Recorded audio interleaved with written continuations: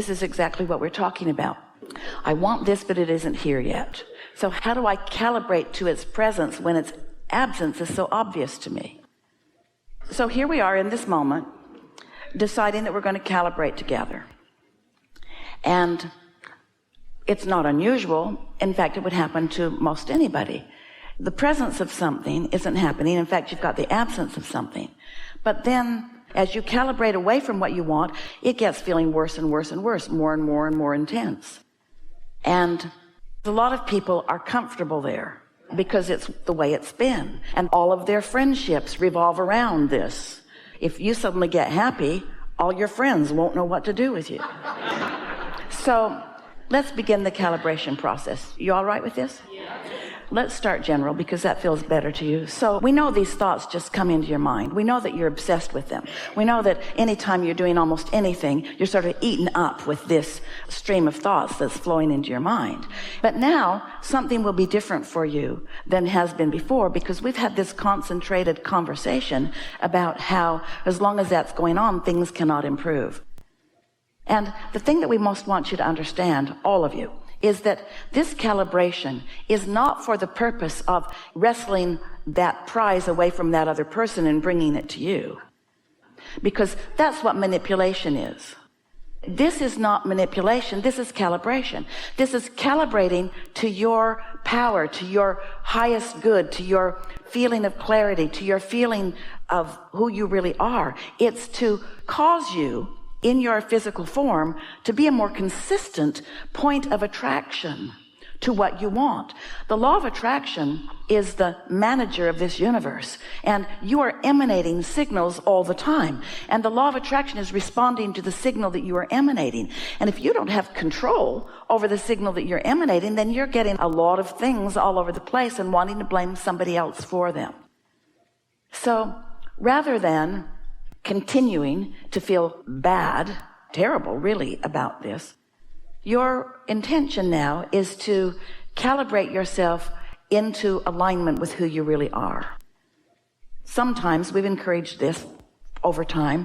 Get off that subject and get on another subject. It's easy to do that, really, and to calibrate. We teach people meditation because it's easier to teach you to have no thought than to have pure positive thought about something. That would be like watching someone. Esther received this analogy the other day, and it took her breath away. It was so exciting to her. She saw in her mind's eye a skier going down the ski slope and tumbling out of control, and she heard herself and other well-wishers on the sidelines yelling at that skier, "Stop!" But he didn't, because the momentum was underway. Well, there is a thought momentum, a vibrational momentum. We can't tell you, stop thinking like that, and expect you to stop any more than that skier could not go off the cliff. Momentum is a real thing. Momentum is law of attraction already in motion. And so don't ask yourself to abruptly stop. What you're wanting to do is just to gently change your trajectory. And so there are a few things we want to say about this.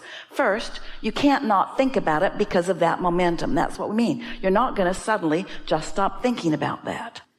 And because you're not going to stop thinking about it, you're going to continue to think about it. But you could catch yourself thinking about it, and if you're willing, you could gradually calibrate it. That's what all those processes are about, but we'll do some really effective ones here in a moment with you. You can calibrate as you go. That's one way of going about it. Or, and what we really mean is and, or do both.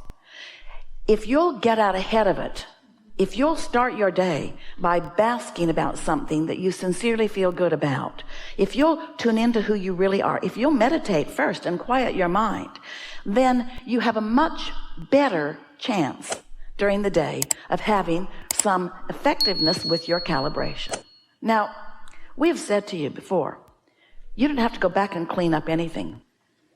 Therapists and psychologists and psychiatrists have been trying to help you clean up stuff forever, and we're not really big with that, because usually while you're trying to clean it up, you're messing it up. Usually you're just activating the vibration and keeping it going longer, like forever, for your whole life experience. It's like your therapists die and you have to get new ones. That's how long this goes on. But If it's something that consumes you and keeps coming up, and when it does, it feels bad, then this is not going to be something that you can just forget about. This is something that you got to clean up. And as you start cleaning it up, we'll show you how. What usually happens is other things like it will show themselves to you also. And as those other things like it show themselves to you also, and you deliberately calibrate around them, it doesn't take very long before you've really adjusted your point of attraction, and you have not left your vibration on those troubling subjects where you last left it. It's in a new place, which means everything around that subject will respond differently to you. This is a lovely experience that you get to live. You're molding the clay of your life. You get to deliberately think and then watch what happens, and deliberately think and watch what happens, and then not deliberately think and notice something that happens and then decide you're going to start deliberately thinking about that and then watch what happens. You're going to get yourself in the driver's seat. You're going to begin to feel control of your own life experience. You're going to understand that the law of attraction is a real thing and that you're not using it, it's using you. The law of attraction is responding to your frequency. People say, yeah, I'm just learning to use the law of attraction. And we say, the same way you're learning to use gravity. You don't have any control over the functionality of the law of gravity or the law of attraction. There's a momentum in it, but you can situate yourself within it in a way that works for you instead of against you. Does that make sense? All right, so a good conversation. So take your notebook and just write the situation that's the hot topic, and then just make a few brief statements about it. Someone always gets what I want. Some things that I want I cannot get. This is a pattern that's been going on with me. I recognize it when I start seeing it. It sucks. It's not fair. I feel injustice. I feel taken advantage of. I feel not good at this. I feel not capable. You're identifying where you're at. In fact, you're just speaking openly about what you are recognizing is your point of attraction. So now, once you've sort of vented onto your page, and we wouldn't write more than 4 or 5 statements. It's a sort of venting. Some would call it a release. It isn't a release. It's an activation. It didn't get smaller. It got bigger as you wrote it. And if you wrote longer, you could fill the whole damn book. More and more and more thoughts would come. Then the phone would ring and you'd say, yeah, I was just thinking about this, and off you go. But instead here, you've decided you're going to calibrate. So you reread your statement and you say something like, somebody always gets what I want. And then you could reach for something that feels better, reach for how your inner being sees it, and you could write, always is a very strong word. It's not even a true word. It's not always. It's just sometimes. It's just sometimes. And it's not everything I want. It's just occasionally something that I really want. We're appealing to your reasoning, but we're also appealing to active vibrations that are within you. Vibrations that are logical. In other words, I actually am pretty good at a lot of things. And many things have come to me. And I know that there's not just one finite pile that we're all picking from, that the pile is growing with our desires. And I do understand that in living of life, I've created a vortex. Do you know that? I've created a vibrational reality that is mine. Nobody else can get that stuff. So what I've been saying isn't even true. It isn't that somebody's getting my stuff. It's that I'm not moving toward my stuff for some reason. I'm not letting myself get my stuff. I'm not letting myself get my stuff. Why am I not letting myself get my stuff? It's my stuff. Nobody else can get my stuff. Why am I not letting myself get my stuff? Because I've decided that those people over there are going to get my stuff. How dumb is that? You're saying this to yourself. That doesn't even make any sense. Nobody's getting my stuff. That's just been a sort of shortcut reasoning that doesn't work for me. I'm not going to calibrate to that. I'm calibrating to my strengths, not my weaknesses, to my wholeness, to my clarity, not to my confusion. Now, that might be all that you want to do in one sitting. And it's enough. That's enough that with just that much logic and desire to feel better. Once you get the flow of that, it's like thoughts that your inner being is thinking about this begin to flow into your mind too.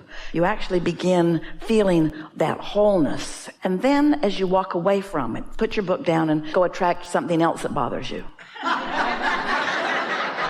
For a while, it may be like that. Esther got her book out 100 times a day for a while.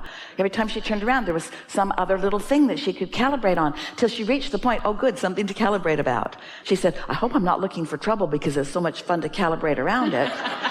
So put your book down and just know this. You're in a different point of attraction now because of that brief, intentional recalibration toward what your inner being knows. Does that make sense? And then you'll stumble over something else.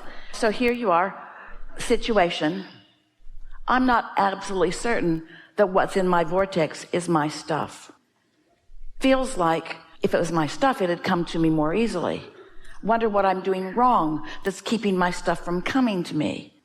Why am I not getting more help? In other words, just feel your guts for a minute. Don't get carried away with it. And then go to calibrate. So how do I know that what's in my vortex is my stuff?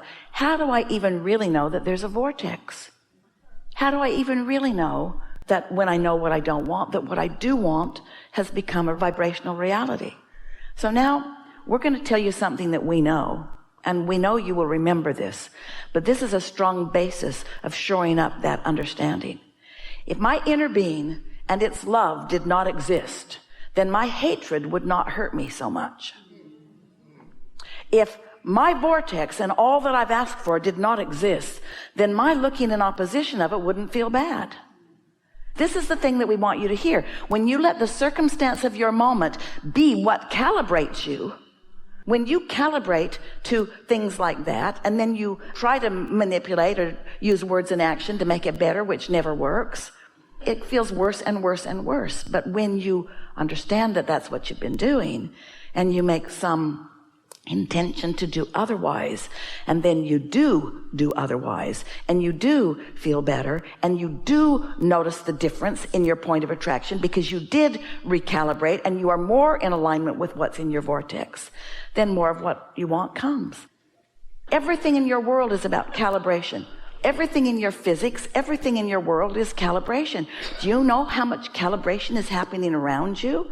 Everything is calibrated, and when you decide that you're going to utilize your understanding of the law of attraction in a way that's productive and useful, and utilize your emotional guidance system in order to help you to calibrate where you're at, then what you begin to notice is that the law of attraction is your best friend, and your emotional guidance system is so wonderful because it lets you know right where you're at in everything. Life experience sort of has to get your attention. Your guidance system is calling you.